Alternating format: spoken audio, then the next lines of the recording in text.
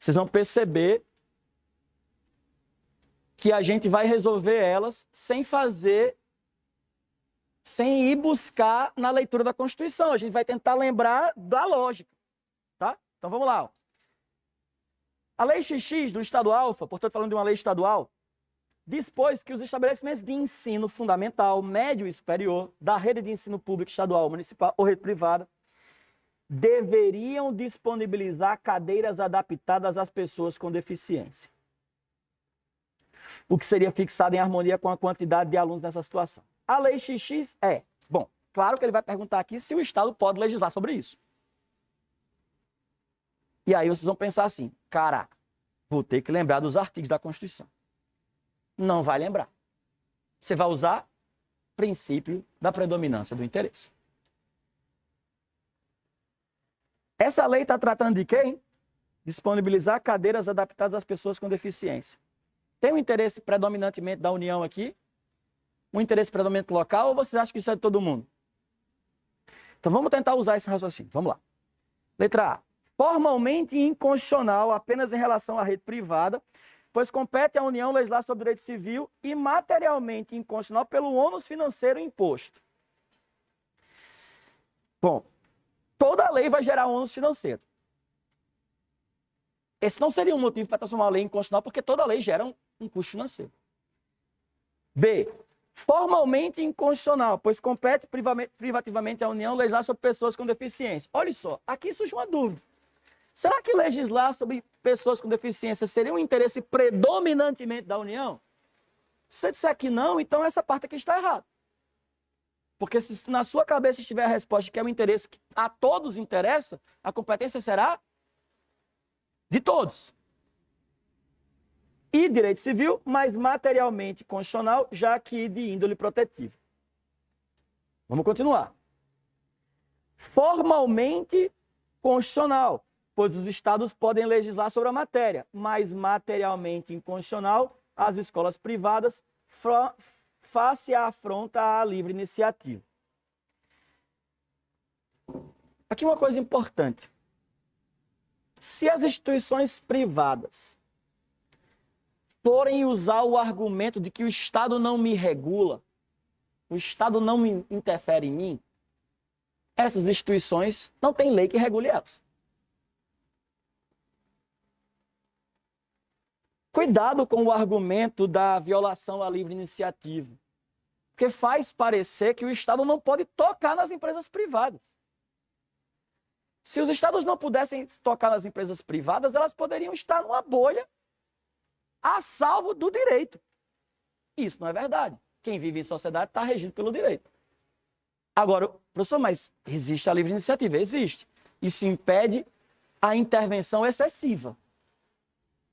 Por exemplo, não pode existir uma lei dizendo para os proprietários de lojas de celular quanto deve custar um celular.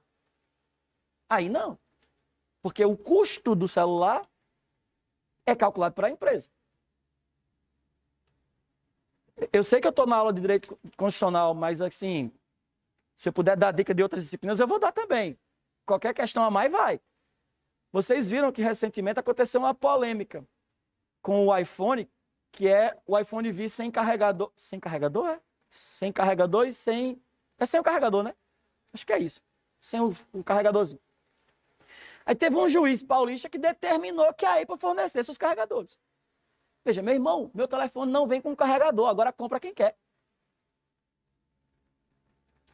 Você não pode usar o poder do Estado para dizer como é que vai ser meu produto. Quem define como é que vai ser meu produto sou eu, empresa privada. O consumidor opta, quero, não quero, ponto. Se você quiser deixar de comprar um iPhone porque não vem com carregador, muito certamente você não queria um iPhone, você queria um carregador. A escolha é sua. Isso pode cair em consumidor, tá, pessoal? Consumidor e constitucional aqui. Aí sim seria uma intervenção exagerada. Agora, eu dizer que na sala tem que ter uma cadeira especial para pessoas com deficiência, eu estou tentando proteger um outro direito. É outra coisa. Tá? E letra D, formal e materialmente constitucional, pois o Estado pode legislar sobre a proteção de pessoas com deficiência e a medida mostra-se adequada ao fim a que se destina. O que eu quero que vocês percebam é que a FGV, quando ela quer dar a questão como correta, ela faz assim, ó. Só que soa assim porque a gente viu o que a gente viu antes. Na hora da prova, a gente está munido de um monte de informação, né? Então, marque aí letra D e anote aí artigo 24, inciso 14. Artigo 24, inciso 14, fala de competência concorrente. E uma das competências concorrentes é cuidar dos direitos das pessoas com deficiência.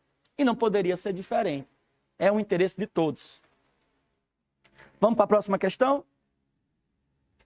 A Assembleia Legislativa do Estado do Alfa remete ao governador para sanção projeto de lei ordinária que fixa o teto remuneratório dos servidores públicos estaduais em valor único. Grifa para mim aí. Teto remuneratório dos servidores públicos estaduais em valor único, igual a do subsídio dos embargadores do Estado na Justiça. O governador veta o projeto, porque os estados, atenção, entendam uma questão, a Assembleia aprovou um projeto de lei ordinária estabelecendo o teto do funcionalismo público estadual, sendo o do desembargador. Vamos lá. Letra A. Não dispõe de autonomia para a fixação de subtetos remuneratórios de seus servidores? A Assembleia não dispõe. Ou os estados não dispõem, desculpe. Pessoal, vamos raciocinar aqui. Se os estados não possuírem autonomia para fixar o subteto dos seus servidores, quem é que vai fixar esse subteto? A União? Se a União puder fixar o subteto dos servidores públicos dos estados, isso está violando o quê? A autonomia dos estados. Perceba que eu estou tentando fazer com que vocês percebam que se eu não vou conseguir lembrar de um artigo da Constituição, eu uso pelo menos os raciocínios básicos. A partir do momento em que o Estado é um ente federativo, ele tem autonomia. A partir do momento em que ele tem autonomia, ele tem capacidade de se auto-organizar e se auto-administrar. E cuidado, a forma utilizada aqui, eu não sei se foi correta, mas quem faz é o Estado. Então eu já consigo eliminar a letra A com esse aspecto. A letra A eu elimino a partir do momento em que ele diz que os estados não possuem, o Estado não dispõe de autonomia para a fixação de subteto dos seus servidores. Ora, claro que dispõe. Só ele que pode dispor, inclusive. Letra B. Dispõe de autonomia para a fixação do subteto remuneratório de seus servidores. Até aqui a gente pelo menos agrada. Aí vem a parte final. Desde que mediante emenda à Constituição Estadual. E se eu estiver correto, vocês ficaram assim, será? Ficaram na dúvida? Se vocês ficaram na dúvida, é razoável. Porque eu não acho que essa letra B seja uma alternativa que a gente elimina de cara. Ela é daquelas que a gente coloca uma interrogaçãozinha. E vamos para a próxima. Letra C. Deixa a interrogação na letra B. Na hora do desespero, pessoal, é isso. É tentar achar os erros das outras. Tá? C. Os estados podem fixar o teto remuneratório de seus servidores. Até aqui tudo bem, né? Mediante lei complementar. Dúvida de novo. Que é isso que a gente está em dúvida. Final. Desde que estabeleça limites variáveis segundo classe de servidores. Concorda comigo que isso soa violando a isonomia? Porque a gente tem aqui uma variação de teto a partir das categorias. Aí vão surgir castas entre servidores. Servidor tal, o teto é tal. Servidor tal, o teto é tal. Então, essa parte final aqui, a gente consegue identificar o erro a partir dessa questão da isonomia. Mas permanece para a gente a dúvida sobre como é que define esse teto. Letra D. Os estados não podem fixar subteto remuneratório de seus servidores em valor inferior ao dos subsídios dos ministros do Supremo Tribunal Federal. Então, se vocês estiverem na mesma sintonia que eu estou, a gente está em dúvida entre B... É B não, é B? É B. A C ali a gente tem pode chegar a uma dúvidazinha por conta da questão final. E a letra D. E aí eu quero dizer a vocês que a resposta é a letra B. E eu trouxe essa questão para dar essa informação a vocês, porque isso pode cair na sua prova. Anote aí, por favor, artigo 37 da Constituição. Essa é uma questão muito boa de prova, tá? Artigo 37 Parágrafo 12. Parágrafo 12. Professor, mas você fala tanto que eu não vou conseguir lembrar na hora. Eu sei, mas eu vou dar a informação e a gente está no pé da prova. Eu já pedi para vocês revisarem esse material antes da prova. Anote assim, ó. Os tetos remuneratórios no âmbito dos estados,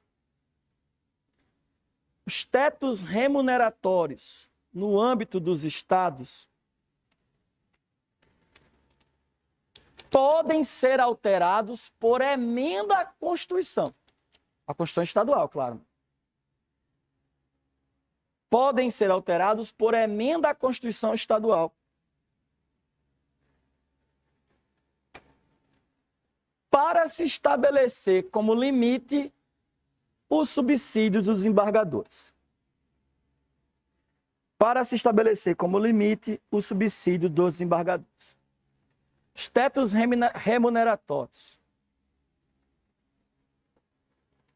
no âmbito do Estado, dos estados, podem ser alterados por emenda à Constituição.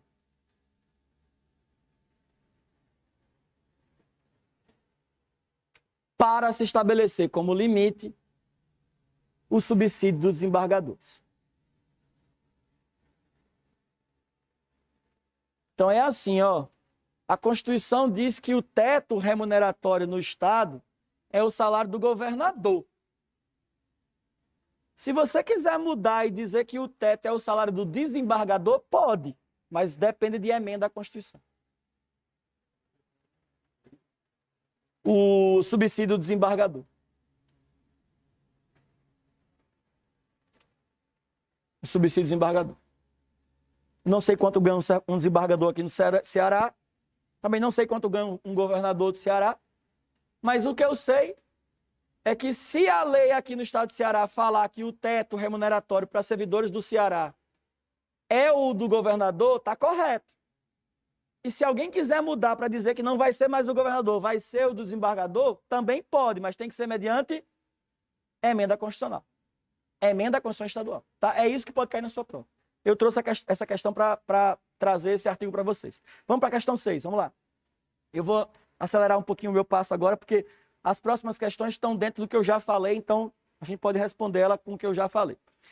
Sensível à crise financeira e com o objetivo de promover a austeridade na gestão pública, olha só, a Assembleia Legislativa do Estado Alfa, grifa aí, para saber que foi uma lei estadual, promulgou emenda à Constituição Estadual, fixando o número máximo de secretarias possíveis de serem criadas em cada... Estão vendo um problema aí? Se você prestou atenção no que eu falei, você viu um problema. A Assembleia Legislativa está querendo fazer cortesia com o chapéu alheio. Trocando em miúdos. Está se metendo na autonomia municipal. A Assembleia Legislativa está dizendo quantas secretarias pode ter em cada município. Isso vai interferir na autonomia dos municípios. Então vamos terminar de ler aí. Para tanto, estabelecer uma correlação entre o montante arrecadado com tributos, transferências obrigatórias e a densidade demográfica. Muito bem intencionada, mas, à luz da sistemática estabelecida na Constituição da República, a referida emenda é, e na sua cabeça está, inconstitucional porque viola a autonomia. E onde é que está essa letrinha aí, ó? Letra A, inconstitucional, pois a matéria somente poderia ser usada em lei complementar federal. Letra B, constitucional, desde que a emenda fosse ratificada por lei federal. Esse aqui é o tipo da questão doidinha. Eu sempre digo isso em prova. Às vezes, nas questões, tem umas letrazinhas, são aquelas letras meio loucas, que se você ler, você diz, não, essa aqui não é. Essa aqui, letra B, é uma dessas. C, inconstitucional, pois a disciplina da matéria pela Constituição Estadual é incompatível com a... Perfeito, letra C. E letra D, constitucional, já que as constituições estaduais devem estabelecer os princípios que regerão os municípios. Não. Tá? As constituições estaduais, elas regem os princípios do Estado, mas os municípios são entes federativos autônomos. Vamos para a próxima. A população do norte do Estado Alfa, insatisfeita com a crise econômica e a notória incompetência do governador do Estado, aprovou em plebiscito o desmembramento, grifem aí para mim, desmembramento do referido território do Estado alfa e a sua incorporação, grifa também, ao Estado beta. O que também foi aprovado pela população deste último. Ato contínuo, os governadores dos estados alfa e beta editaram ato conjunto, ato deles, sacramentando o desmembramento e a correlata incorporação. Ou seja, o que é que aconteceu aqui? O estado alfa perdeu um pedaço, esse pedaço que saiu se juntou com o estado beta e o estado beta ficou maior com um pedacinho do estado alfa. Houve uma mudança no modelo de estado, certo, pessoal? Para a gente objetivar esse ponto aqui da aula, eu vou ser mais objetivo, coloquem assim, ó, a alteração na formação da federação, a alteração na formação da federação no que diz respeito aos Estados-membros, a alteração na formação da federação no que diz respeito aos Estados-membros exige lei complementar federal. A alteração na formação da federação no que diz respeito aos Estados-membros exige lei complementar federal.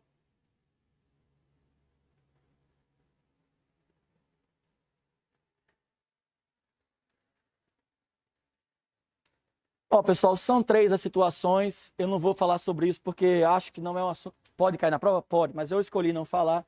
Mas basicamente a gente tem a chamada fusão, quando 2 estados se juntam e formam um novo.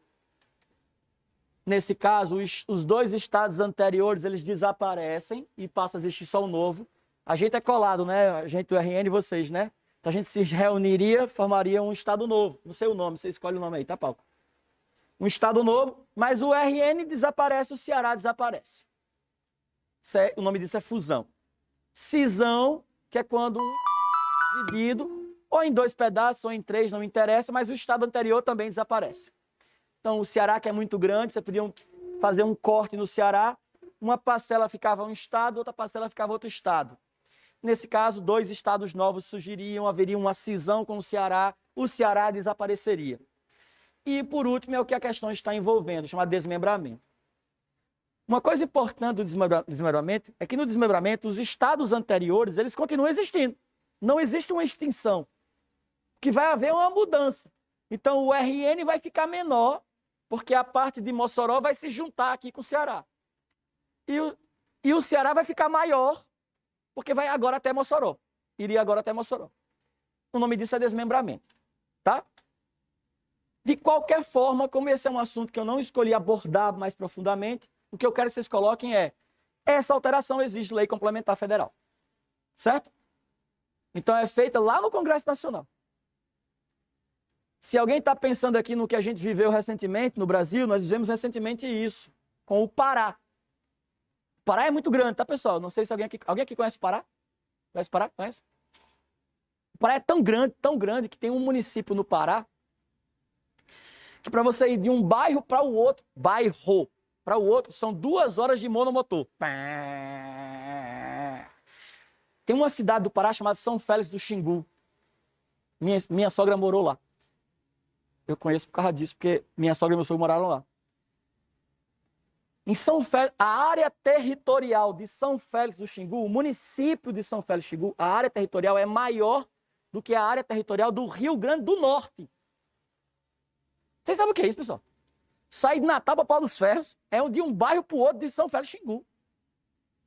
Um estado desse é gigantesco. Qual foi a proposta? Vamos mudar isso. Vamos organizar isso. Qual era a proposta? Ia ficar assim, ó.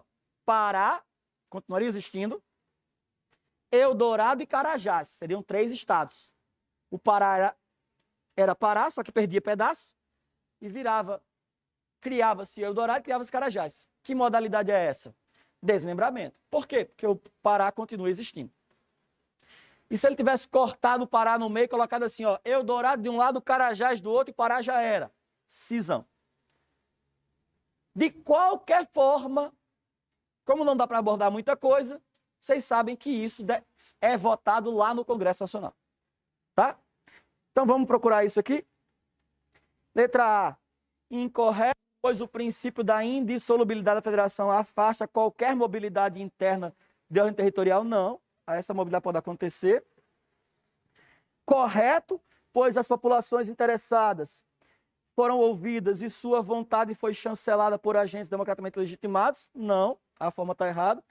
Correto, desde que a aprovação pelas populações interessadas e a edição de ato conjunto em cada assembleia. Não é por ato da assembleia.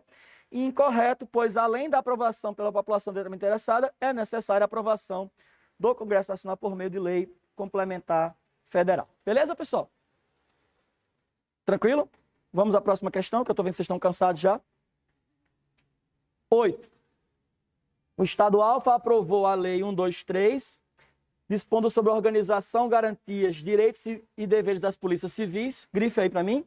Organização, garantias, direitos e deveres das polícias civis. Temática até então não disciplinada por lei pela União. Pouco tempo depois, a União, no exercício de sua competência legislativa, editou a Lei 456, de caráter nacional, que dispunha em sentido diametralmente oposto aos artigos das leis 10 e 20, aos artigos 10 e 20 da Lei 123. Considerando a narrativa acima, é correto afirmar que os artigos 10 a 20. Vamos lá, pessoal. O que aconteceu aqui, ó? O assunto é organização, garantias, direitos, deveres da Polícia Civil. A primeira coisa que eu quero que vocês anotem no caderno de vocês aí, nessa questão, é que esse é um assunto de competência concorrente. Anota aí, esse é um assunto de competência concorrente.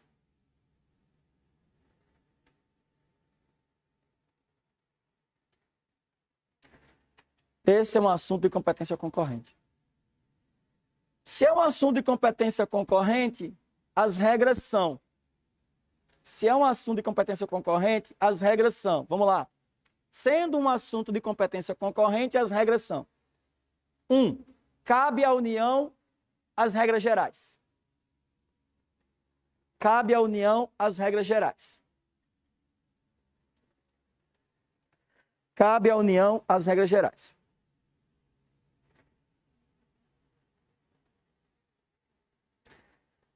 2. Cabe aos estados complementar as regras gerais. Cabe aos estados complementar as regras gerais. A União faz as regras gerais e os estados complementam. 3. Não havendo lei geral da União,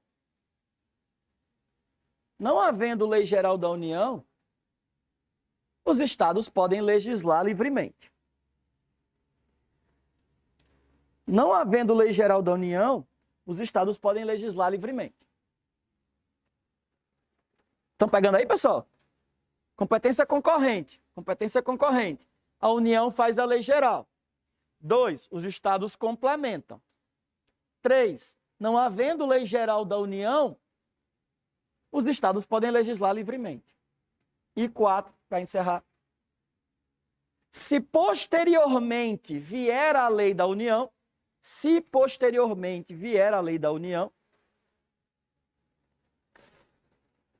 a parte da lei estadual que contrariar terá a sua eficácia suspensa. Vou repetir.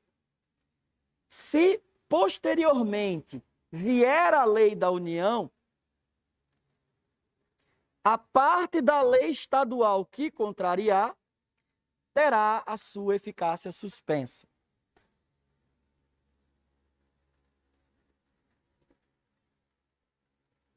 Se um assunto é de competência concorrente, fala só isso para a gente encerrar e fazer um intervalozinho rápido. Eu vou deixar a questão 9 e 10 para vocês. Eu deixo com gabarito para vocês. Aí a gente faz uma pausa. Se o assunto é de competência concorrente, União, Estado e DF podem falar sobre o assunto. Artigo 24. Só que para que eles não falem de forma contraditória sobre o mesmo assunto, a Constituição diz o seguinte, ó, a União faz a regra geral e os estados só complementam a regra geral. Se a União não fizer a regra geral, Os estados podem legislar livremente sobre o assunto, eles também têm competência. E se o estado legislar sobre esse assunto e depois vier a lei da União, a parte da lei estadual que contrariar a lei da União tem eficácia suspensa. Isso que eu acabei de falar para vocês são os parágrafos do artigo 24. Então, vocês podem anotar, artigo 24, parágrafos de 1 ao 4. Eu só fiz traduzir eles. Artigo 24, parágrafos de 1 ao 4.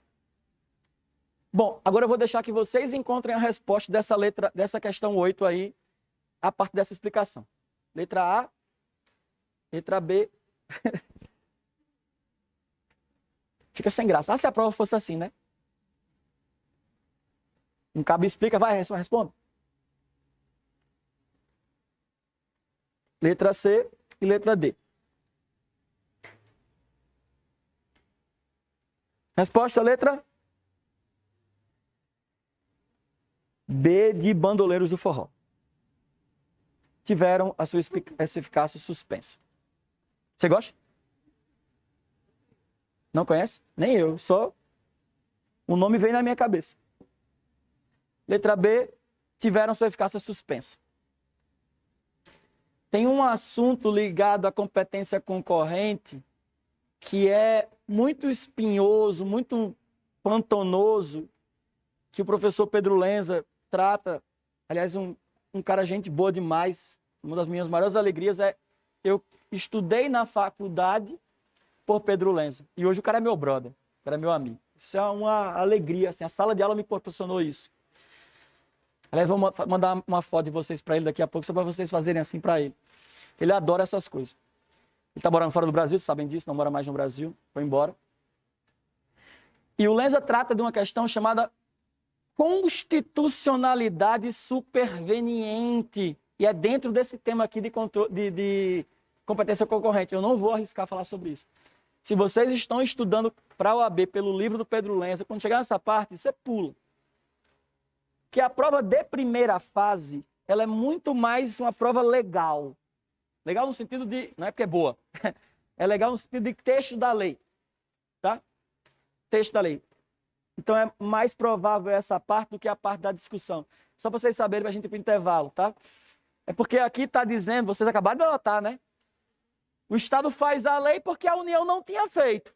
Aí o Estado legislou. Aí depois a União veio e fez a lei. A Constituição diz, a parte da lei estadual que contrariar a lei da União fica suspensa, não é assim que a Constituição diz?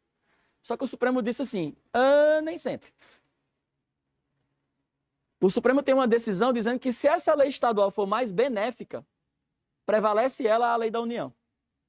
Aí mela tudo com a gente. Porque a Constituição diz uma coisa, o Supremo vem e diz, não é bem assim. Para quem vai fazer prova da OAB, isso é um terror. Porque a gente se pergunta assim, afinal, vai cair o quê? O que a Constituição diz ou o que o Supremo diz? E a minha resposta para vocês é, não sei.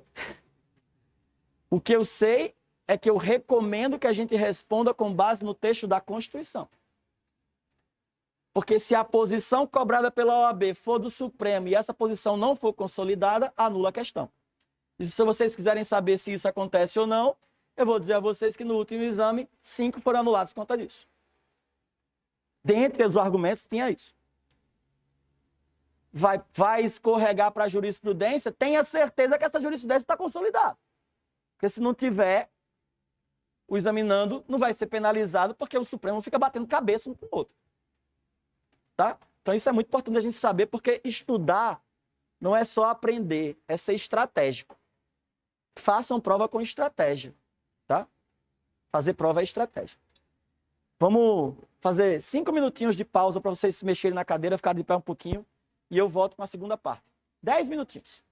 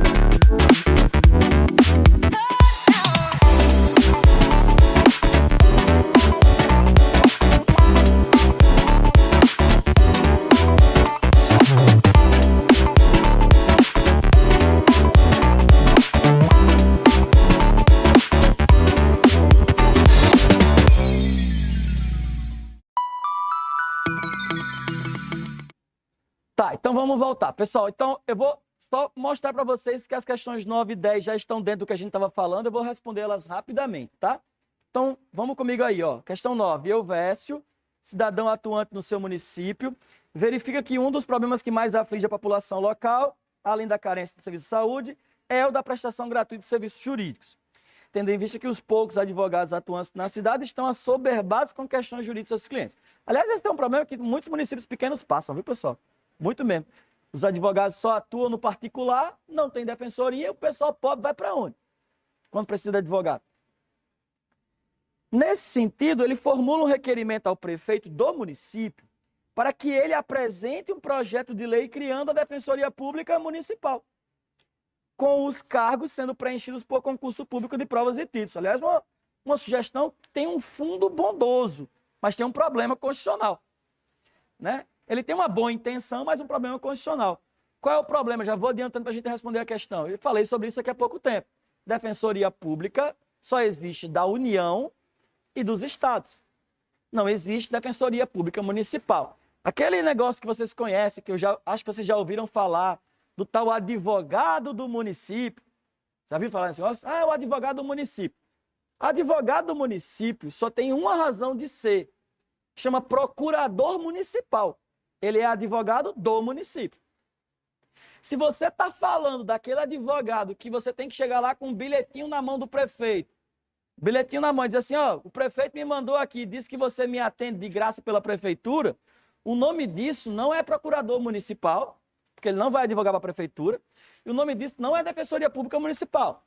Professor, e o nome disso é o quê? O nome disso é improbidade administrativa.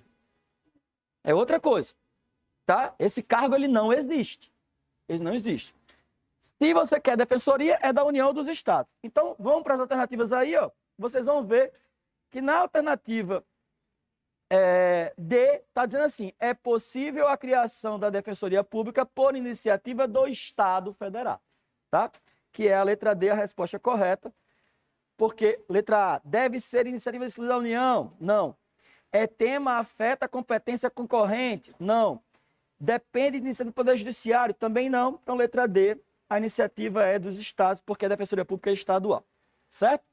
E para a gente terminar aí o que faltou da última parte, ó, o município Alfa editou a Lei XX 2021, instituindo a taxa de uso e ocupação de faixas de domínio público nas vias públicas, devida em razão do poder de polícia exercido sobre atividades de estruturação, vamos grifar aí, ó, estruturação da rede de transmissão e distribuição de energia elétrica desenvolvidas por sociedades empresárias privadas. Grifa ali energia elétrica, que esse é o tema da questão, tá?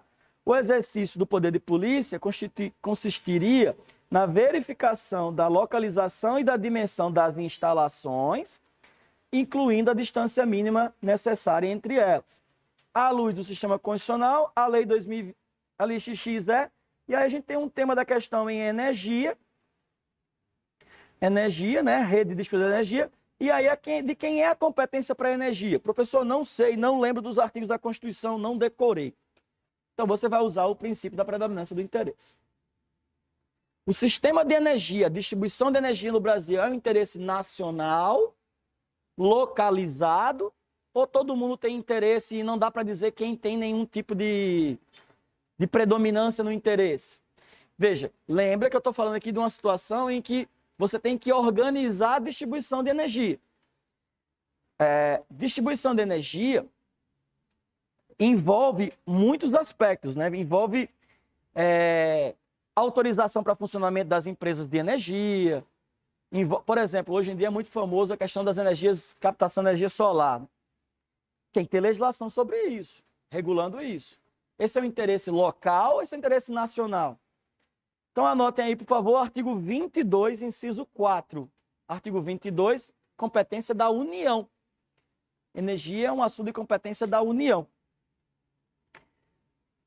Artigo 22, inciso 4. Eu prometi para Alexandre que eu ia ser um pouco mais rápido nessa segunda parte, porque eu quero responder todas as 30 questões. Mas eu não vou perder tempo aqui, porque eu quero comentar um assunto que não está na questão, porque minha perspectiva é que dá a vocês o máximo de informações possíveis, tá? Pessoal, se vocês quiserem, anotem, tá? Com relação à energia, Eu quero chamar a atenção de vocês para a chamada Contribuição de Iluminação Pública. A famosa CIP, que é aquela contribuição que vocês pagam nas cidades para poder ajudar o município a custear a rede de distribuição de energia. O que é que eu acho que na sua prova pode cair sobre contribuição de iluminação pública? Preste atenção, ó. Na Constituição está dito que o valor arrecadado com essa CIP deve ser gasto pelo município no custeio da rede, no custeio do serviço. A Constituição diz isso, acho que é artigo 149A. Acho que é isso, 149A. Eu até coloquei no meu Instagram uma dica sobre isso esses dias. Custeio da rede. Só que aí, custeio do serviço. Só que aí vem um problema. Alguns municípios estão fazendo leis municipais para pegar um valor desses recursos arrecadados e gastar em, por exemplo, expansão da rede, troca das lâmpadas por lâmpadas de LED, aprimoramento da tecnologia da distribuição de energia. E a pergunta é, essas leis municipais são constitucionais? De novo, lá na Constituição diz que os valores arrecadados pela CIP devem ser gastos em custeio do serviço público de energia. Qual é a interpretação do custeio? E aí vocês vão acrescentar isso. O STF admite a interpretação da expressão custeio do serviço público de distribuição de energia. O STF admite a interpretação. Vamos resumir, né? O STF admite a interpretação do artigo 149A. 149A. O STF admite a interpretação do artigo 149A para que os recursos arrecadados possam ser utilizados na expansão e aprimoramento da rede de energia municipal.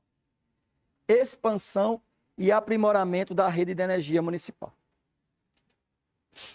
Expansão e aprimoramento da rede de energia municipal.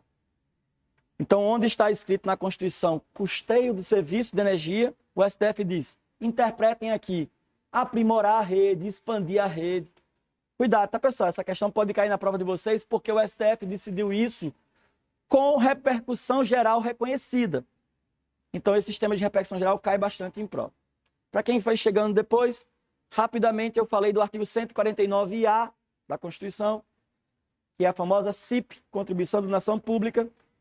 E eu estou dizendo que o STF admite que os valores arrecadados pela CIP sejam gastos em expansão e aprimoramento da rede de energia elétrica. Bom, vamos ao nosso terceiro tema, que é a organização dos poderes. E eu separei 2 assuntos para a organização dos poderes. Nós vamos falar só deles 2. E eu prometo que eu vou ser mais breve. Poder executivo e imunidades parlamentares. Poder executivo e imunidades parlamentares. Vamos fazer assim, pessoal, para a gente aprimorar nossa técnica aqui, ó. Quando eu explicar imunidades agora, eu vou ser mais breve, a gente vai para as questões e responde logo todas de imunidade, tá? Aí eu indico a vocês quais são elas. Aí a gente vê poder executivo e responde as outras do executivo, tá bom? Então vamos lá, coloca aí imunidades parlamentares. Vamos lá. Existem 2 tipos de imunidades parlamentares. 2 tipos de imunidade parlamentar.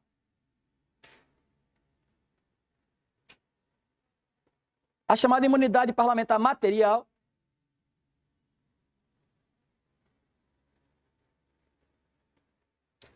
Vamos falar sobre ela.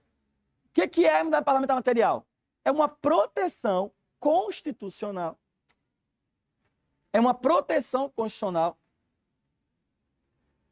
que impede que o parlamentar seja responsabilizado civil ou penalmente pelas suas opiniões, palavras e votos proferidos no exercício da função. Vou repetir, é uma proteção constitucional que impede que o parlamentar seja responsabilizado civil e penalmente por suas opiniões, palavras e votos proferidos no exercício da função.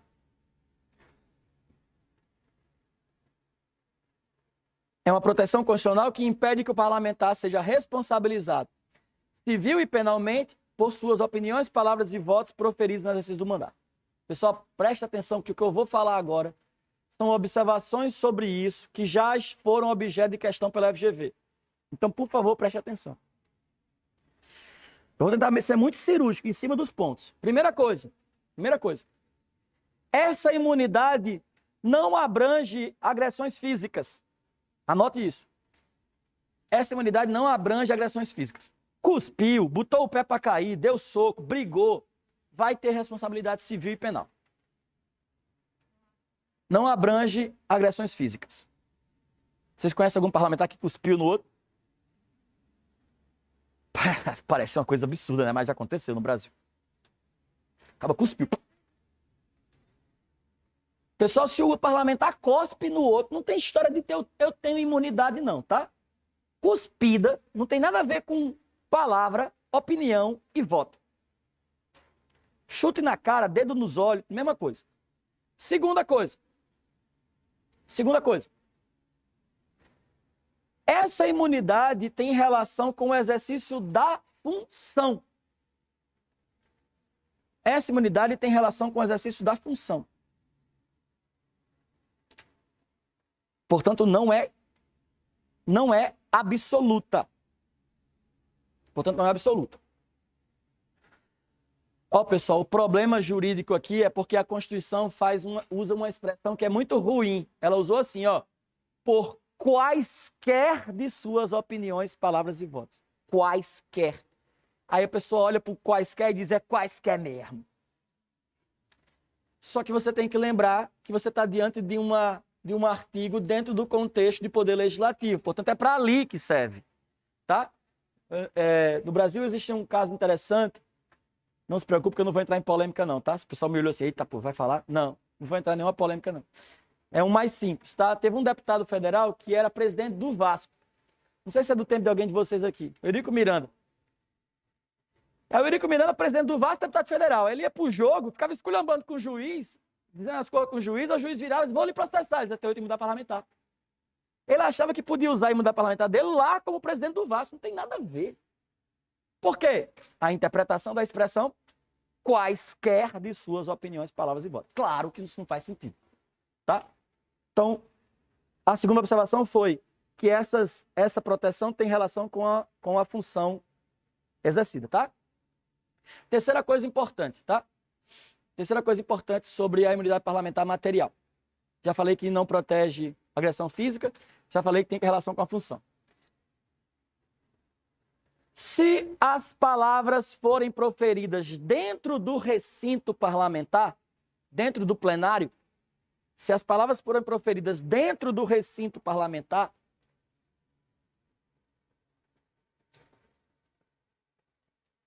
presume-se exercício da função. Presume-se exercício da função. Se as palavras forem proferidas dentro do recinto parlamentar, presume-se exercício da função. Se forem proferidas fora, é necessário fazer prova da relação com o exercício da função. Se forem proferidas fora, é necessário fazer prova da relação com o exercício da função. Como é que isso cai na sua prova? Assim, ó, vou dizer a questão da prova. Mário, deputado federal, foi entrevistado por um blog. Eu estava fazendo uma live no Instagram. E na live do Instagram ele falou não sei o que lá, sobre um monte de coisa e tal. Aí a questão vai perguntar para saber se você consegue identificar se aquilo tem ou não imunidade parlamentar envolvida. Mário vai ser responsabilizado civil e penalmente pelo que ele falou na live do Instagram? Primeira coisa que a gente tem que olhar é onde é que aconteceu isso. Live do Instagram. Então eu não presumo que é exercício da função. Eu tenho que fazer a relação. O que ele falou está dentro do contexto da sua atuação parlamentar? Se estiver, ele está protegido, imunizado contra a responsabilidade civil e penal. Se não estiver, ele vai responder. Agora, Mário fez um discurso na tribuna. aí presume-se exercício da função. Tá certo, pessoal? Tudo bem? Preste atenção nisso porque cai na sua prova. E a última coisa que pode cair na sua prova sobre isso, preste atenção, depois vocês anotam, é que essa imunidade material ela é um escudo contra a responsabilidade civil e penal. Você acabou de anotar. O que significa dizer que se eu, deputado, falo mal de alguém, ou do presidente, ou de sei lá de quem, ou no plenário, ou no Instagram, onde for, eu não vou ser responsabilizado nem civil, pagar indenização, nem penal, crime de honra, de injúria, não vou. Agora, nada impede que eu sofra uma punição política. Por exemplo, perda do mandato.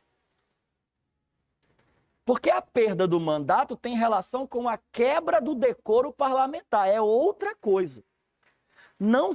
A imunidade parlamentar não protege o parlamentar contra a quebra do decoro. Deixa eu ver se eu sou claro. Pode falar palavrão? Pode. No YouTube também, né? Pode. Vai derrubar a live. O deputado sobe... Eu vou dar um caso prático. Caso prático. Teve uma senadora que não é mais senadora, que agora, não sei se ainda é, mas era vereadora no Brasil, chamada Heloísa Helena. Vocês lembram dela? A Heloísa Helena foi senadora, agora era vereadora em Maceió. Ela chamou uma colega lá no plenário da Câmara de Maceió de vaca. Vaca e porca. E bom que sempre vem antecedido por Vossa Excelência. Vossa Excelência é uma vaca e uma porca. Chamar de vaca e de porca vai fazer com que a Heloísa Helena responda civilmente pelo que disse? Não, civilmente não. A vaca não, a vereadora pode achar ruim. Não vai nunca pedir indenização, não vai poder pedir indenização dela. Nem pedir crime. Agora, o plenário, os vereadores, podem entender que isso quebra o decoro e perder o mandato, fazer ela perder o mandato? Pode. O fato dela possuir imunidade parlamentar não é uma carta branca para ela sair fazendo o que ela quiser. Isso protege ela da responsabilidade civil e penal, mas não protege da responsabilidade política. Tá claro, pessoal? Isso vai cair na sua prova. Preste atenção. Zezinho falou mal de não sei quem. Aí a questão vai fazer você pensar assim. O aluno vai pensar, a imunidade vai proteger o cara, não vai nunca perder o mandato por isso. Perde. Imunidade não protege contra a quebra do decoro. Uma pergunta que vocês poderiam me fazer, e eu agradeço se vocês não fazerem, é o que é imunidade, o que é decoro parlamentar. Decoro parlamentar, eu costumo dizer para os meus alunos que para mim é igual caviar. Nunca vi nem comi. Obrigado por completar. Só ouço falar. É uma coisa que dizem que tem que ter. Postura, decoro, dizem. E dizem que quando é quebrado gera perda do mandato. Dizem. Bom, isso aí tá tudo no Brasil. O Brasil está aí para mostrar. Vamos fazer melhor. Né? Então, são 4 coisas que eu falei sobre imunidade parlamentar material. Não protege contra agressões físicas. Tem que ter relação com o exercício da função. Se as palavras forem proferidas dentro do plenário, são presumidamente exercício da função. Se forem fora, tem que fazer prova. E, por último, não protege contra a responsabilidade política. Certo, pessoal? Segundo tipo de imunidade, imunidade parlamentar formal. Eu peço desculpas a vocês por estar indo mais rápido, mas eu recebi um carão. Brincadeira. Alexandre está tranquilo, mas eu que quero responder todas as questões. Existem 2 tipos de imunidade parlamentar formal. A primeira é chamada imunidade parlamentar formal prisional. Prisional. Cuidado, porque o Brasil ele não tem uma imunidade parlamentar que evita a prisão de parlamentares em qualquer circunstância. Tem gente que acha que a imunidade impede o parlamentar de ser preso em qualquer circunstância. Não. A imunidade parlamentar formal prisional limita a prisão do parlamentar. Restringe as hipóteses de prisão parlamentar. Ela não impede, ela restringe. Cidadão comum pode ser preso em várias circunstâncias. Cidadão parlamentar pode ser preso? Pode, em circunstâncias muito específicas. Então, a primeira coisa, a imunidade parlamentar formal prisional limita a possibilidade de prisão de parlamentar. Tudo bem até aqui? Olha, você é meu padrão. Quando você faz assim, eu sei que está bem. Se você parar de fazer assim, eu vou me perder. Quais são essas limitações? Vamos lá. Primeira coisa, limitação 1. Só é admissível em caso de flagrante delito de crime inafiançável. Só é admissível em caso de flagrante delito de crime inafiançável. Essa é a primeira coisa.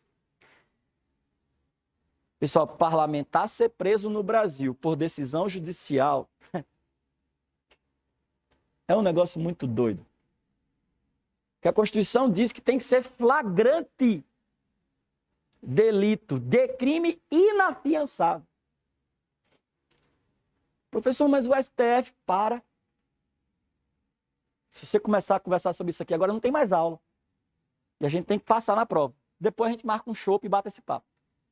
Mas agora não dá. Regra 2. Efetuada a prisão, exige-se a comunicação à Casa Legislativa em 24 horas.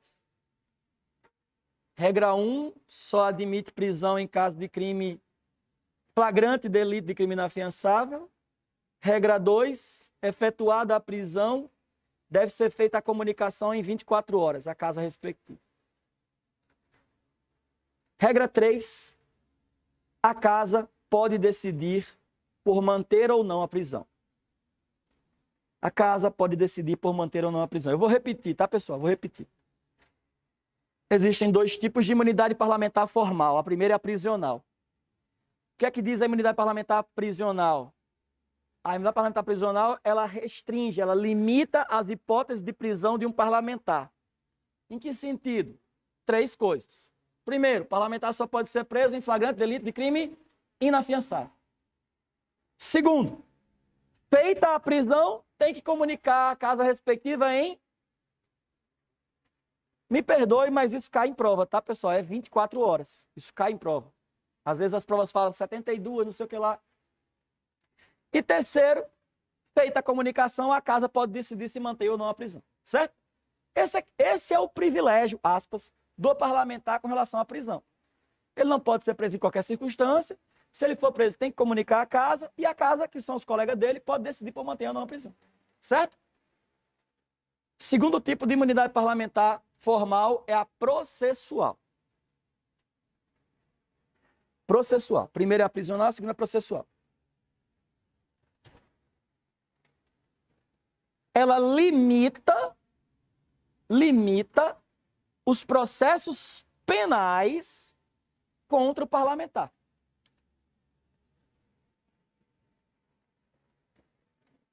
Ela limita os processos penais contra o parlamentar.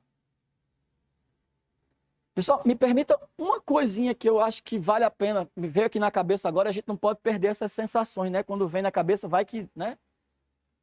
Jesus está aqui, andando aqui, assim, olha, fala disso por menino, porque senão... Não existe aplicação da imunidade se a prisão for cível, tá? Ou civil. O parlamentar está devendo pensão alimentícia, chegou a ordem de prisão, vai ser preso. Não tem imunidade, não. Caiu na sua prova a questão, o deputado fulano, e se eu fosse a FGV, eu colocava assim, o deputado Bebeto, só para poder complicar com o Romário, que aconteceu com ele. Recebeu uma ordem de prisão em razão das pensões alimentícias. Aí ele vai dar as alternativas. Você vai responder aquela que tem assim, ó, a prisão é válida. Vai pro xadrez.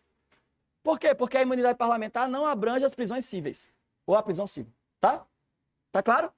Então vou voltar para onde eu estava, porque veio isso na cabeça, senão vai que é isso que cai. A imunidade parlamentar formal processual limita o andamento dos processos penais. Da seguinte forma.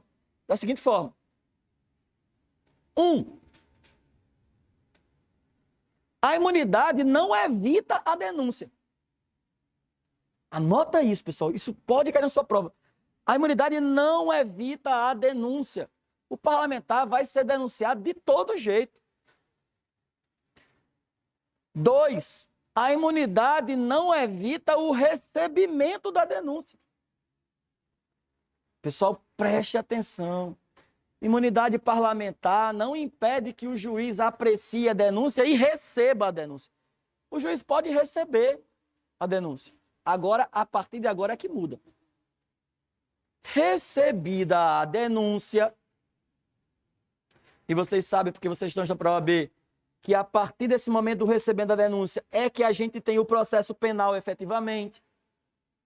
Aqui é onde eu tenho o réu, porque no processo penal o processo começa, diferente do processo civil, que começa com a petição inicial. O processo penal começa a partir do momento em que o juiz recebe a denúncia. E aí aquele sujeito que está no polo passivo se transforma em réu. Recebida a denúncia, exige-se a comunicação à casa respectiva. A comunicação à casa respectiva.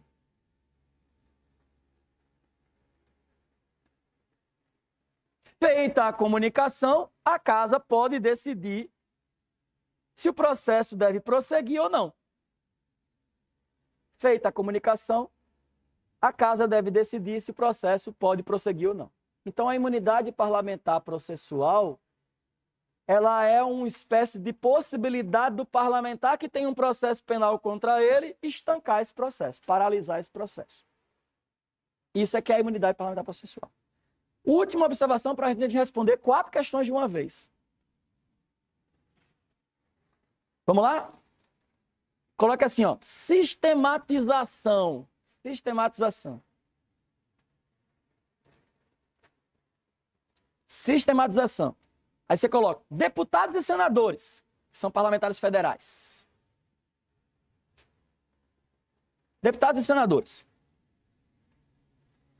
Imunidade parlamentar material e formal. Material e formal. Tem os dois.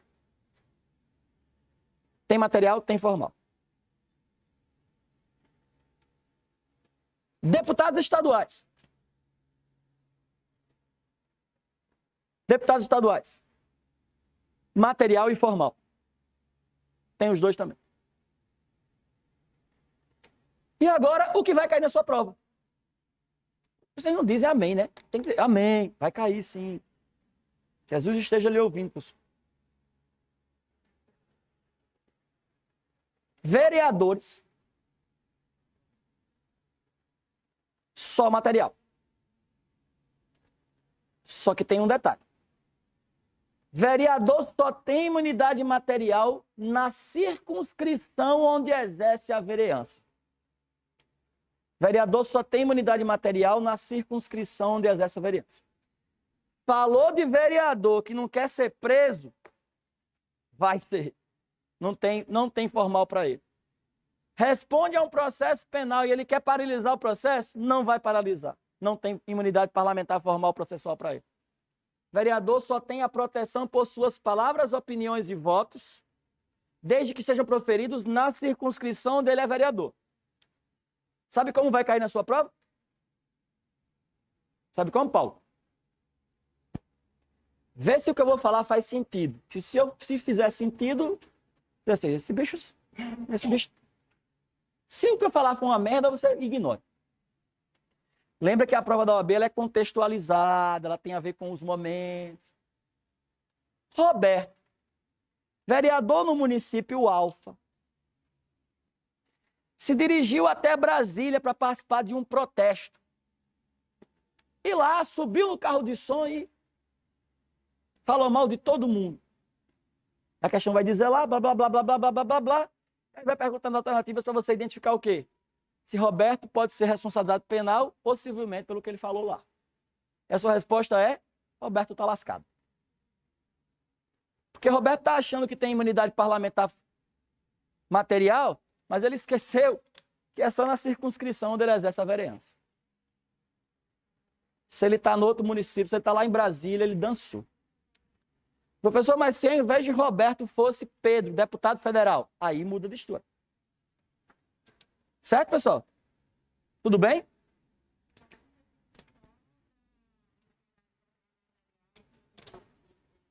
Então vamos lá. Sistematização, aí tem deputados e senadores, material e formal. Deputados estaduais, material e formal. Vereadores, só material. E só material na circunscrição onde exerce a vereança. Presta atenção, o vereador aqui de Fortaleza dá entrevista numa rádio em Sobral. Sobral é para onde? Sei lá. Vai ter imunidade protegida lá se ele falar mal de alguém? Não vai ter.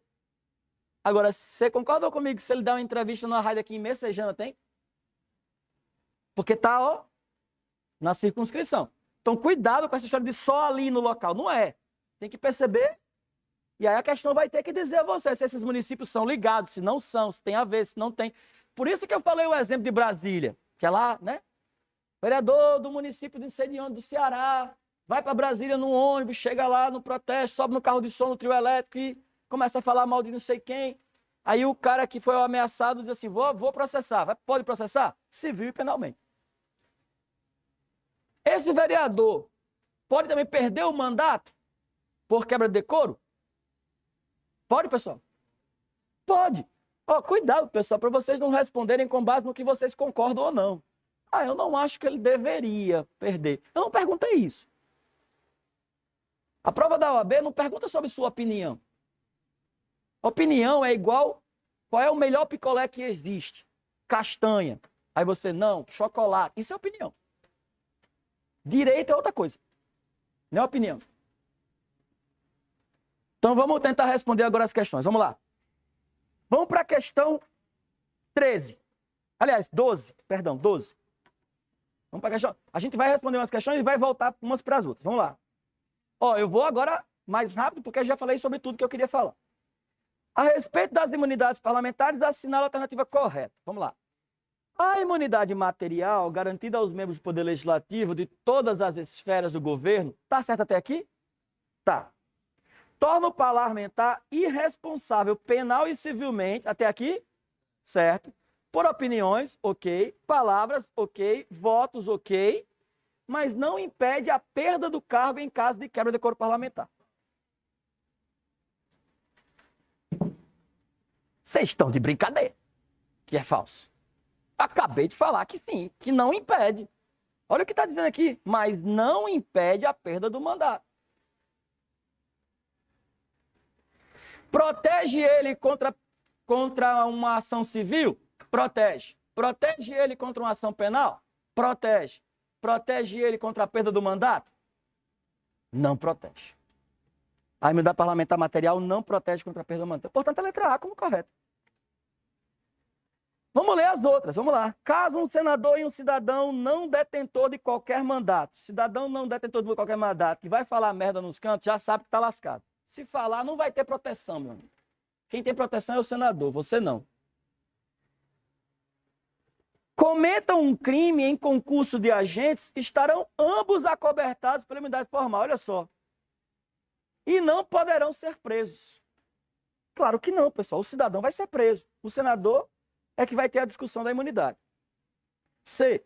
Não comete crime o vereador que fora da circunscrição do seu município, mas em razão das funções inerentes ao mandato, imputa crime a outro parlamentar de que sabe inocente. Comete sim, tá?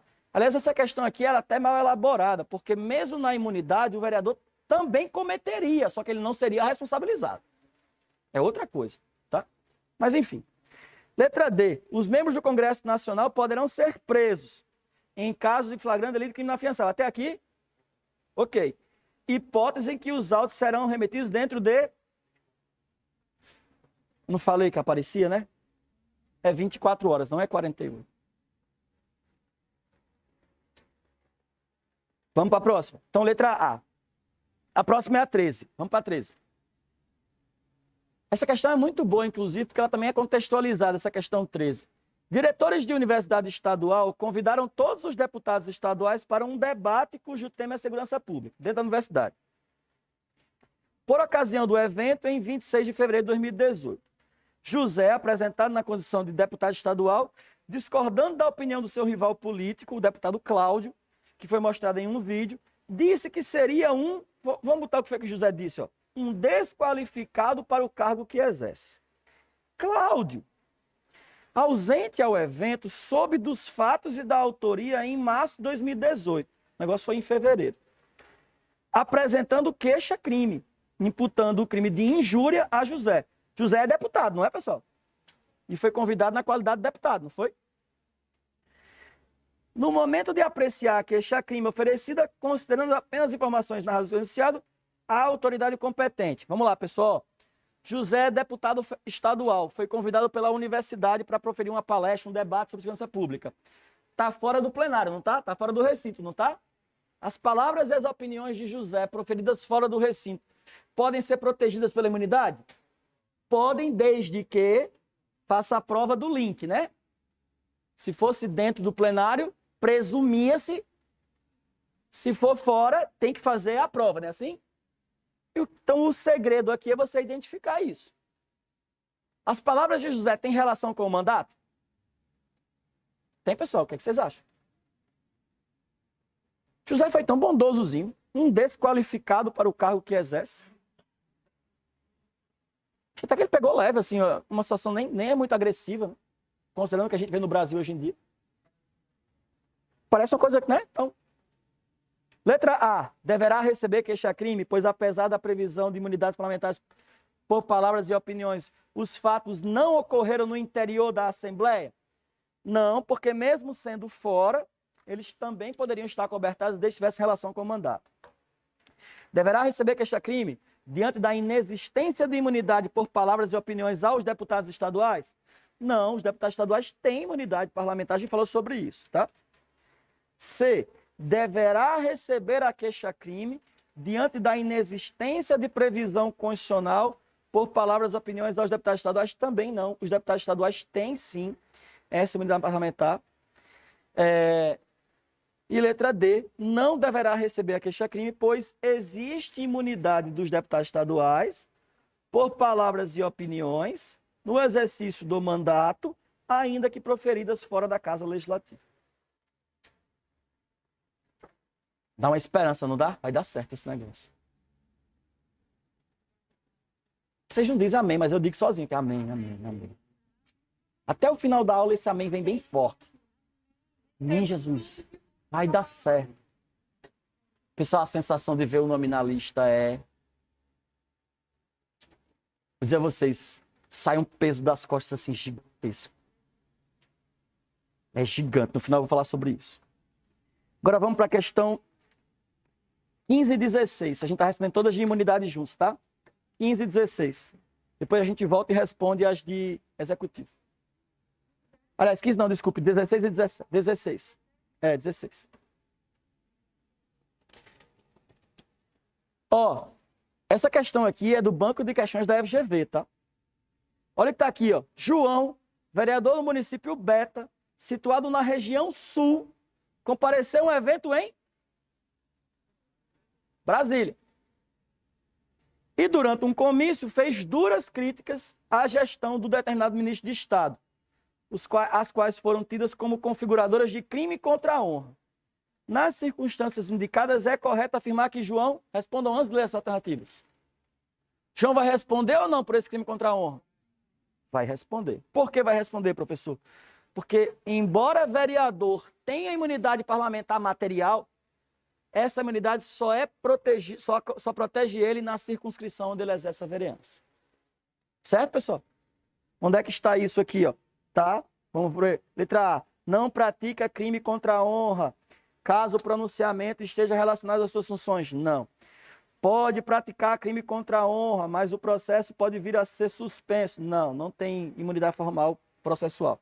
Não pode praticar crime contra a honra, sendo alcançado pela imunidade material. Não. Pode praticar crime contra a honra e ser processado sem autorização da Câmara Municipal. Vai dar certo. D.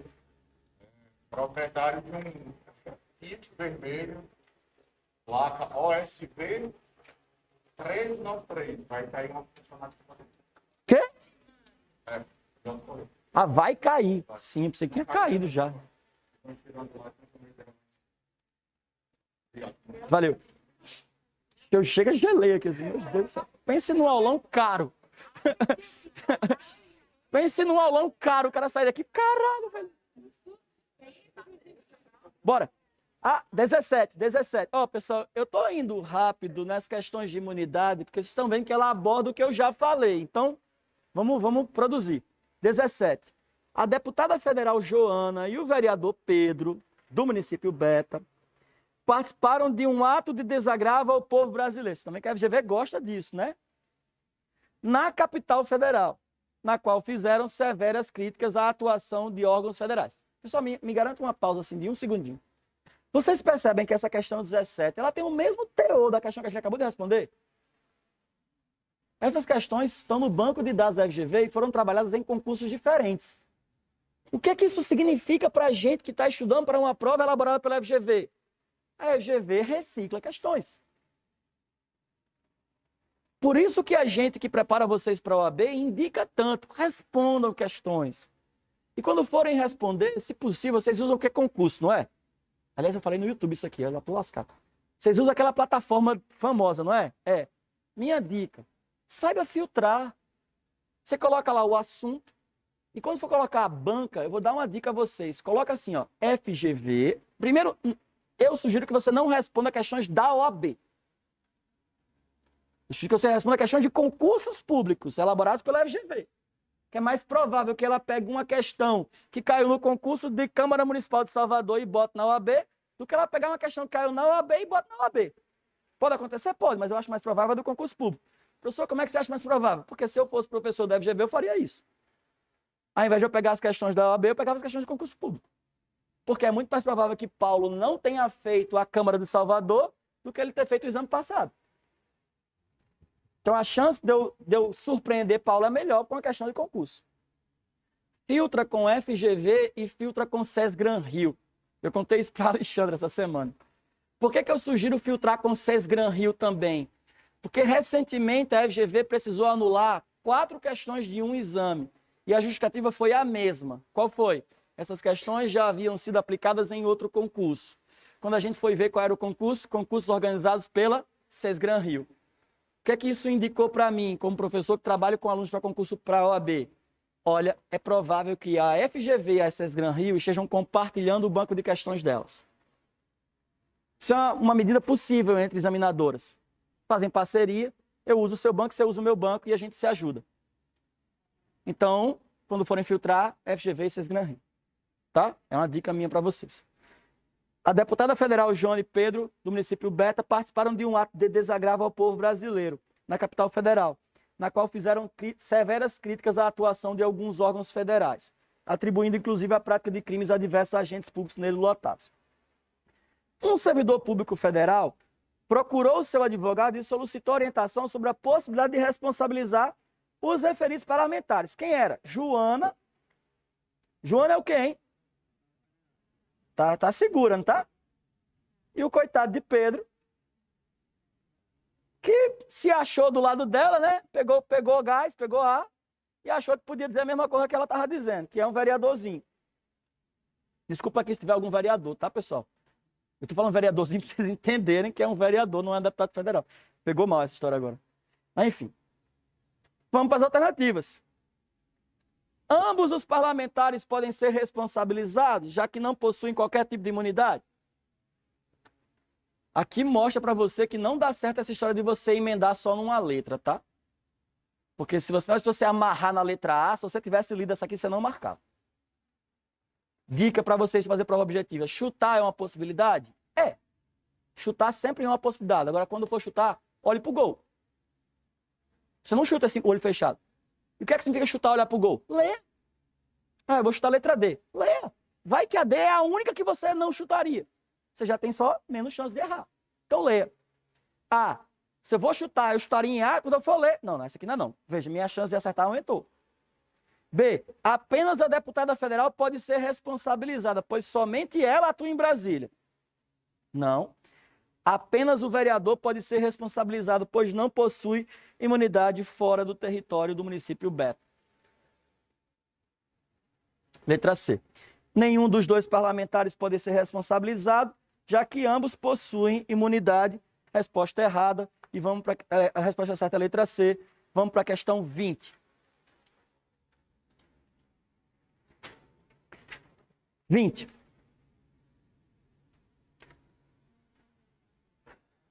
Zezinho de Souza, vereador do município Alfa, portanto eu estou falando de vereador de novo, desafeto do promotor da comarca, que o estaria investigando por suspeita de corrupção, deu entrevista onde, ó? Na capital. O que acontece com o Zezinho? Se fudeu. Vocês entenderam, né, pessoal? Eu estou enfatizando bastante a questão de vereador para vocês. Em rádio estadual, criticando o representante do parquê, chamando de preguiçoso e afirmando que o membro do Ministério Público gostaria de ganhar bem sem nada fazer. Quanto à responsabilização do vereador pelo teor da entrevista, assinala a afirmativa correta. A. O vereador goza de imunidade material. Até aqui? Podendo emitir opiniões sem cometer qualquer ilícito, protegendo dessa forma a independência do poder legislativo. Não é bem assim, porque tem uns limites aí. B. A imunidade material do vereador permite que, estando no exercício do mandato, emita opiniões sem ser responsabilizado. Veja, pessoal, essa frase, objetivamente dita, ela está correta, mas ela está faltando aqui um acréscimo. O problema da letra B é que ela dá a entender uma proteção completa às palavras do vereador. Se não tiver outra mais correta do que essa, a gente não vai marcar ela. Vamos continuar lendo. C. A responsabilidade civil existe, não afastada pela imunidade parlamentar, porque não estava na tribuna da Câmara Municipal. Também é uma questão muito mal elaborada, né? Uma redação mal feita, uma redação que parece, né, que ele está falando uma coisa correta, mas a redação é muito mal elaborada. Letra D. Veja, aqui é o tipo de questão que a gente vai atrás da mais correta, né? A imunidade material do vereador não o socorre. Até aqui, acho até umas palavrinhas mais bonitas, né? Já que emitiu opinião ofensiva, fora de sua circunscrição, de forma pessoal, em evidente retaliação. Das que estão aqui, a que parece ser redigida de uma forma mais completa é a letra D. E a gente sabe que ela está contendo uma informação correta. O vereador tem imunidade material? Tem, mas ela protege ele civil e penalmente dentro da circunscrição onde ele exerce a vereança da responsabilidade civil e penal. Certo, pessoal? Tranquilo? E para enfatizar isso, porque eu quero deixar isso bem claro, enfaticamente. Ainda que houvesse imunidade a ser aplicada, isso não elimina a possibilidade da perda do mandato por quebra de decoro parlamentar. Tá claro isso? Beleza, gente? Então vamos ao segundo assunto. O primeiro assunto de organização dos poderes foi poder legislativo. Vamos ao segundo assunto, que é poder executivo.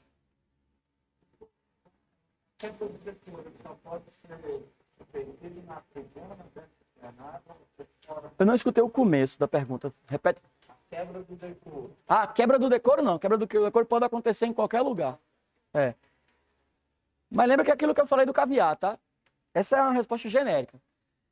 Se você for parlamentar, a quebra do decoro vai dizer assim, ó, fulano está se comportando de uma forma que não tem... Mas por quê? Porque ele está saindo muito para não sei o que lá. É um julgamento político. Quem vai dizer são os pares. Se eles acharem que você está quebrando o decoro porque você está indo muito para blogs de extrema direita radical, e se eles entenderem isso e tiverem maioria, vai caçar seu mandato. Não tem como. É um julgamento político. O problema do julgamento político são essas coisas. Você não tem como controlar juridicamente a resposta correta. Tá? Agora vamos para poder executivo, pessoal. Vamos lá. De poder executivo, embora tenha muita coisa para ser dita, eu tenho duas coisas reservadas para vocês hoje. A primeira coisa são as atribuições do poder executivo.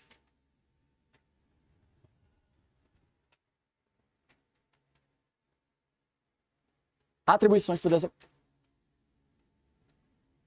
Eu vou apenas remeter vocês à leitura dos artigos que referem-se às atribuições do poder executivo. Então, por favor, coloquem assim, ó, ler artigos da CF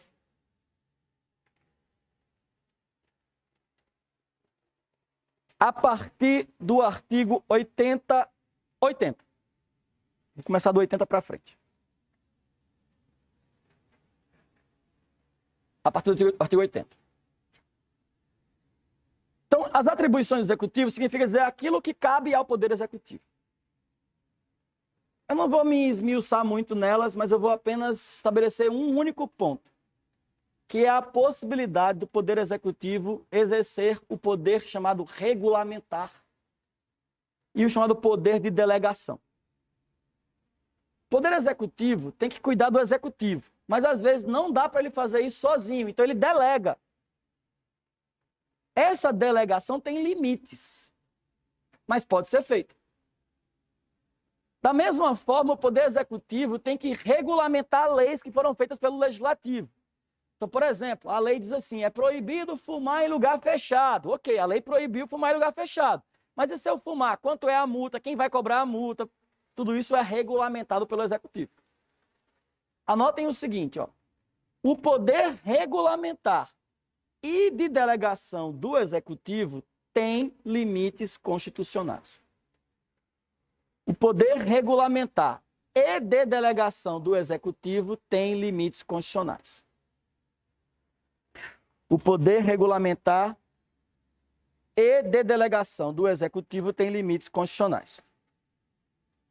Então você já sabe que o Poder Executivo até pode regulamentar, até pode estabelecer delegações, mas ele tem limitações. E aí a gente vai para a segunda parte agora dessa observação. Ó, pessoal, segunda parte. Escutem, por favor, depois vocês anotam. E se o Executivo extrapolar? Ele pode regulamentar, mas olha o que acontece, ó. Veja se isso tem a ver com o que vocês já viram por aí. O Congresso Nacional aprova o Estatuto do Desarmamento, que é o que trata sobre a questão de armas no Brasil. Uma das coisas que a lei faz é estabelecer quais categorias tem, pela lei, porte de arma. Certo, pessoal? Só que a lei diz quais categorias tem o porte. Como tirar esse porte fica por regulamento. A lei não precisa dizer, vá para a Polícia Federal, pague tais documentos, não precisa. O Executivo regulamenta isso. A lei diz quem tem o porte, certo, pessoal? Tudo bem até aqui? Quem é que regulamenta isso? O Poder Executivo. Quando o Poder Executivo vai regulamentar essa lei que estabelece o Estatuto do Desarmamento, claro que ela não pode trazer nenhuma categoria nova para ter porte. Porque quem traz as categorias que podem ter porte é a lei. O Executivo só faz regulamentar como vai ser obtido esse porte. O que aconteceu no Brasil? Quando o presidente da República foi regulamentar a lei do Estatuto do Desarmamento, no decreto que ele fez, ele acabou aumentando as hipóteses de porte. Trouxe coisas que a lei não trouxe. Deu porte para categorias que não tinha antes. Veja, a Constituição tem que ter algum tipo de segurança para isso. A Constituição tem que ter algum tipo de instrumento para evitar esse excesso. Professor, por quê? Porque se a Constituição não tiver nenhum instrumento para garantir o controle desse excesso, o Executivo, quando for regulamentar, vai fazer o que a lei não fez. E aí, perde-se o controle da lei. Porque agora a lei diz só isso, o presidente vem e diz isso, isso e aquilo. Qual foi o instrumento que a Constituição trouxe para evitar isso? Olha que curioso. A Constituição brasileira é muito bem pensada. Ela diz assim, quando o Executivo fizer o decreto, esse decreto deve ser enviado ao Congresso Nacional. O Congresso olha para o decreto e vê, está dentro dos limites do que ele poderia regulamentar? Tá, dá o ok. Não está dentro dos limites? O Congresso Nacional pode suspender a parte do decreto que exorbitou o direito de delegação. Então, vocês anotaram assim, ó, preste atenção. O poder regulamentar e de delegação pode ser exercido pelo chefe do executivo. Depois vocês anotaram? Depois vocês anotaram dizendo que esse poder regulamentar e esse poder de delegação, ele tem limites constitucionais, não foi isso? Agora vocês vão anotar o seguinte. Cabe ao Congresso Nacional. Cabe ao Congresso Nacional. Deixa eu não ter como arranjar. Cabe ao Congresso Nacional. Artigo 49, inciso 5. Sustar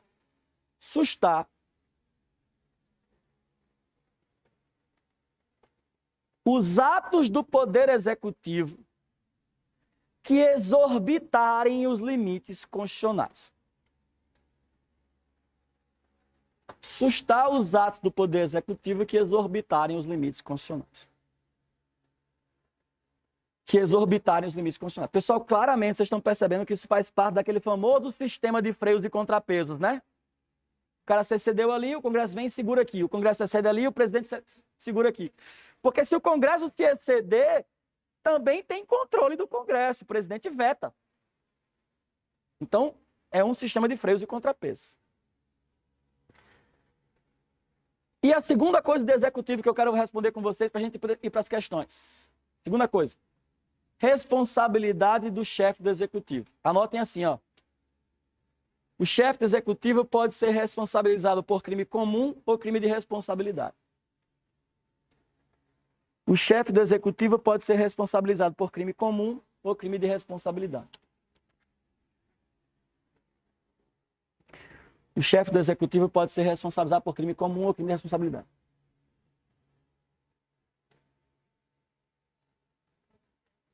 Pode ser responsabilizado por crime comum ou crime de responsabilidade. Crime comum responde perante o STF. Crime comum responde perante o STF. Crime de responsabilidade responde perante o Congresso Nacional. Câmara e Senado. Crime comum responde perante o STF. Crime de responsabilidade responde perante o Congresso Nacional.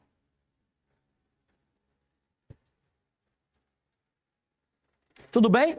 Vamos responder as questões e a gente vê os assuntos que envolvem isso. Então vamos logo para a questão 11. Vamos voltar para a questão 11, que é a primeira que abre aí essa matéria. Tem assim, ó, Poder Judiciário, Poder Executivo e Poder Legislativo. Já colocando os numerozinhos aí, tá, pessoal? Julgar anualmente as contas prestadas pelo Presidente da República e apreciar os relatórios sobre a execução dos planos de governo. É Judiciário, é Executivo ou Legislativo? É Poder Legislativo. Veja, o problema aí é a palavra julgar, né? O pessoal acha que julgar é Judiciário, mas não é. Quem decide sobre as contas do Poder Executivo é o Poder Legislativo. E cuidado, tá? Não é o Tribunal de Contas. O Tribunal de Contas emite um parecer. Parecer é parece que. Tá? 2. Manter relações com estados estrangeiros e acreditar seus representantes diplomáticos. Pessoal, acreditar não é confiar neles não, tá? Acreditar é confirmar. Quem mantém relações com os estados estrangeiros? Bolsonaro, muito bem, o Executivo. 2. Próximo. Eleger seus órgãos diretivos, elaborar seus regimentos internos, com observância nas normas de processo e das garantias processuais, dispondo sobre a competência e o funcionamento respectivo dos seus órgãos jurisdicionais e administrativos. Poder Judiciário. Então é 2, né? É 2 Judiciário? É 1. 1. Por enquanto tá 3, 2, 1, né? 3, 2, 1. Autorizar referendo e convocar plebiscito. Poder Legislativo também. Então tá 3, 2, 1, 2. 3, 2, 1. Desculpe, 3, 2, 1, 3, né? Letra D de dedinho governo. Agora nós vamos para... A gente já respondeu a 12, já respondeu a 13, vamos para 14.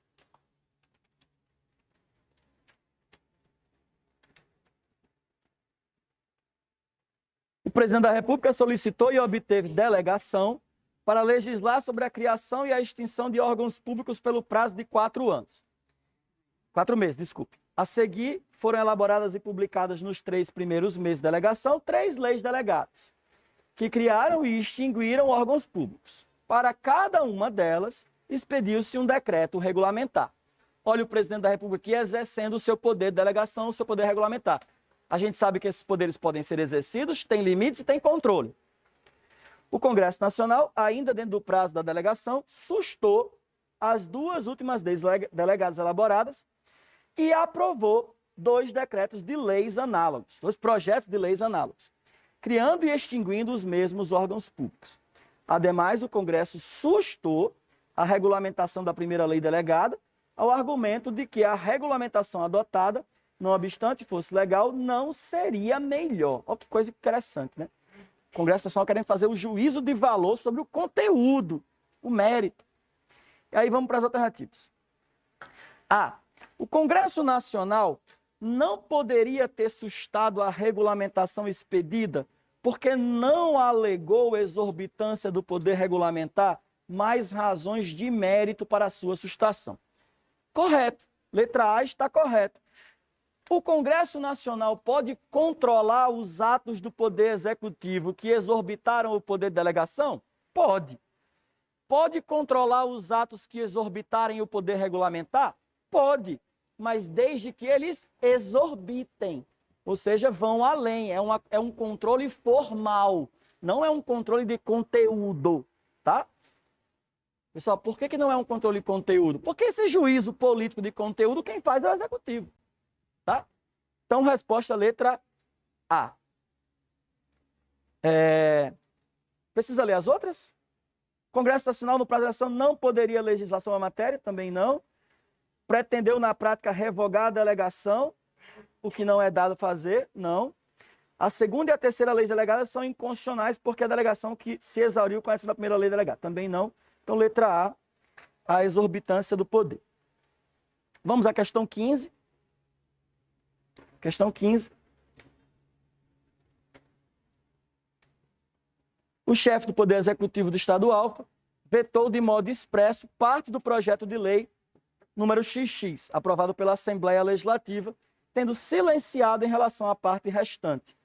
O veto à parte do projeto foi devidamente comunicado ao Poder Legislativo, que decidiu derrubá-lo em sessão realizada 3 meses depois. Então, uma parte foi sancionada, outra parte ele silenciou. À luz da sistemática constitucional vigente, em relação ao silêncio do chefe executivo quanto à parte do projeto, tal importa em...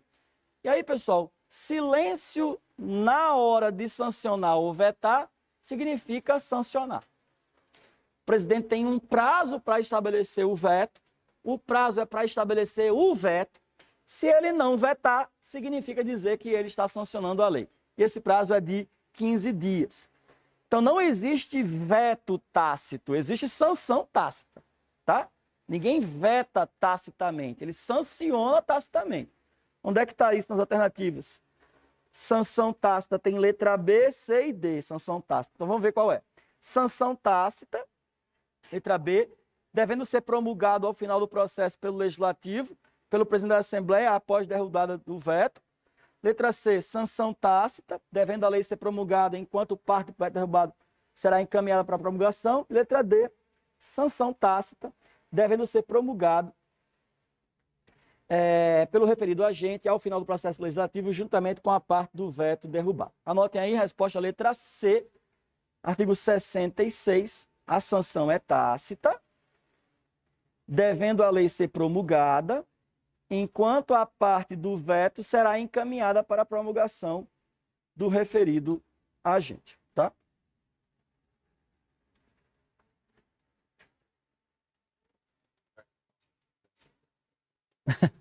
Veto tácito, não.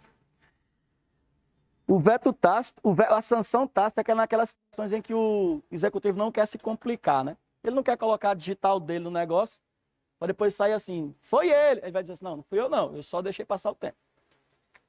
Vamos agora para o nosso último assunto, e eu vou ser bem breve nesse assunto, embora ele possa ser... Alexandre, a gente combinou que eu terminaria meio-dia. Eu posso pegar só mais 10 minutos?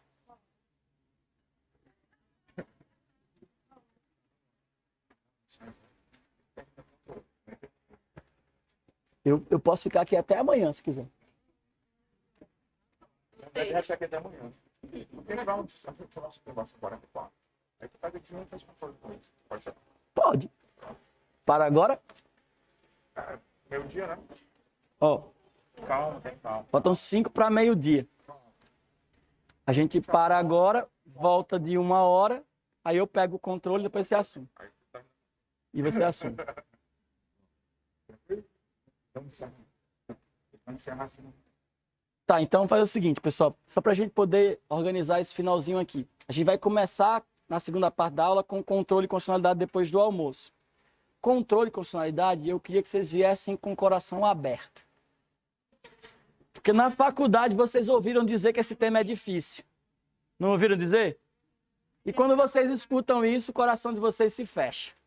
Então, venham com o coração aberto para vocês aceitarem o que eu vou falar. Tchau. Até daqui a pouquinho.